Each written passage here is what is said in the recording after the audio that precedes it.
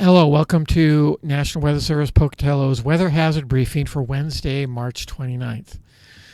It's a complicated situation we have, so we'll get right into it. Here's what you'll see in this presentation. There is a moist spring snowstorm that entered central Idaho this morning. The snowfall will accelerate in intensity from west to east during the afternoon and this evening. Winds of 20 to 30 miles an hour will be able to drift snow, especially at higher elevations where it is not as wet. And then afternoon highs below 5,500 feet elevation will get above freezing. That will significantly lower snowfall amounts in the Snake River Plain and the eastern Magic Valley. Moderate snow will continue Thursday through Friday morning, and there's almost no let-up in this snowfall until Tuesday, so it will continue through the weekend with another good storm expected on Saturday or so. But first, let's look at satellite here. See the massive cloudiness. You can see the tail that goes all the way into the sort of the lower or the central Pacific. We're just tapping in all that moisture. It's all coming this way. It's leaving huge amounts of snow in the Sierra, but there's enough left over where we're going to get large amounts of snow as well here in central and eastern Idaho. So here's how it looks. Wherever you see red, that's where we have winter storm warnings in place. Where you see the darker orange, it is winter weather advisories that go not only through today but tomorrow as well, and some of them into Friday morning. So especially in the eastern areas. So as you can see by the snow rain here on Friday. So a lot of snow and rain, some blowing and drifting snow all over the place. High elevation snow, basically, where the elevations remain high. And then places like the Lost River, they will actually have areas of heavy snow, but most of those are elevations that do not include roads. So it's way up high in the Lost River range. Same could be true for the Southeast Highlands and the Bear River range. There's a winter storm warning out for that area as well. There is one freeway that passes through there. That would be State Highway 36. You can see by Friday the chances it's down quite a bit, and then Saturday, and then into Sunday it starts to pick up again with the next snowstorm. So this is the current warning and advisory situation. It's now in effect. Again, most of these go through Thursday night, and some of these ones in the east go through till Friday morning. So the pink areas represent winter storm warnings. That means snow in excess of 10 inches or more during that 48-hour period thereabouts. Winter weather advisories is for 6 to 10 inch averages in these areas.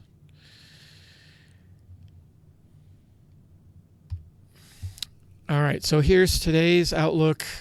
This storm in here punching through, producing quite a bit of heavy snow here in the striped areas, which means in excess of 6 inches, which is why we have winter storm warnings out here. And you can see it's a rain-snow mix, mostly based on elevation, but also based on time. It will start out as snow in the Snake River Plain, but it will change over to rain by midday. So the low temperatures this morning, a lot of teens everywhere, very few places staying above freezing, basically in the eastern Magic Valley only. And here's where the snow starts. So between 6 a.m. and noon, already starting to accumulate pretty well in the Sun Valley and Haley area of 2 to 3 inches. Same with Craters. And then in the afternoon, it starts to spread eastward, but we're also warming up, so there's sort of an offset there. But still, Sun Valley getting some pretty good snowfall rates, along with Galena Summit, even Stanley getting 1 to 2 inches.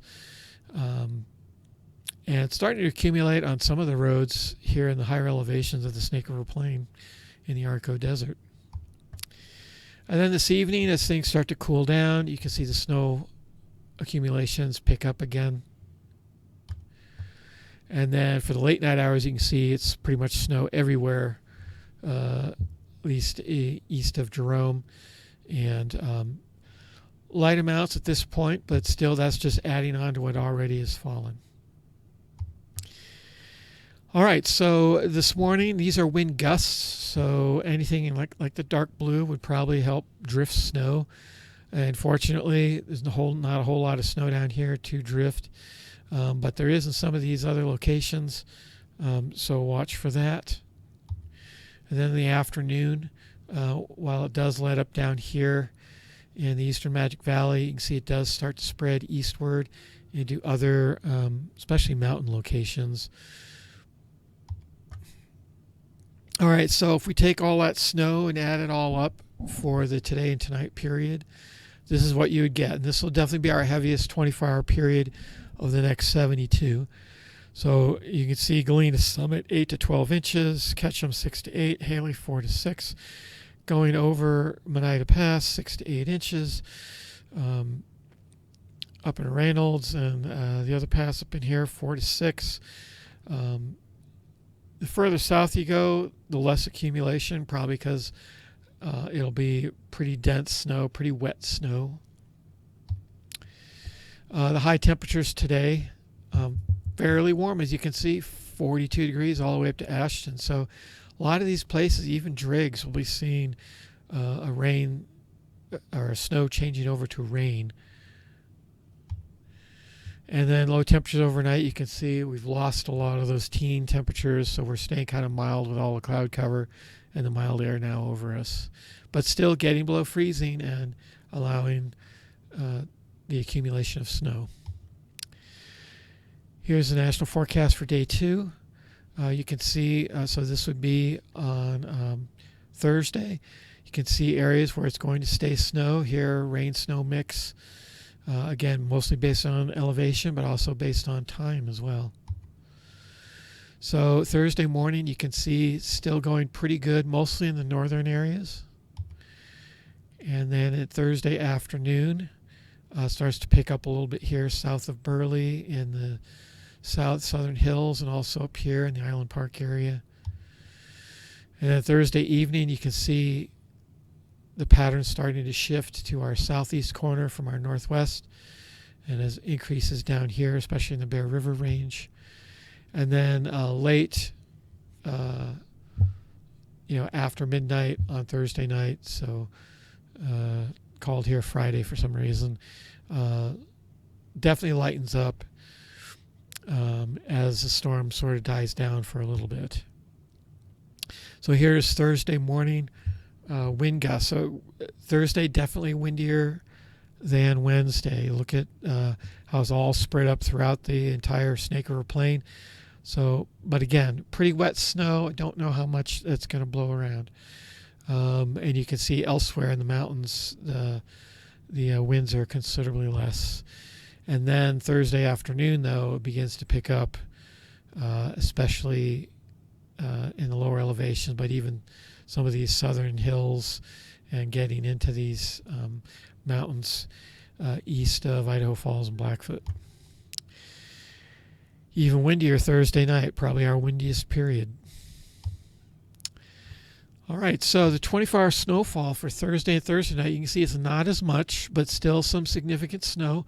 Wherever you see yellow, that's greater than 6 inches. So Galena Summit is 6 to 8. Ketchum is up there pretty good at 3 to 4. Again, Monida Pass 3 to 4. Island Park going in Reynolds 4 to 6. And definitely picking up down here in our southeast corner. Here are the high temperatures for Thursday. Not as warm as Wednesday was. Struggles to get to freezing in places like Ashton. Low temperatures on Friday morning. Thins out a little bit as far as the cloud cover over central Idaho Mountains. So we see the return of teens, but still mostly in the 20s to around 30. All right, so for Friday, you can see there are areas not expecting precipitation. This is mostly the Snake River Plain.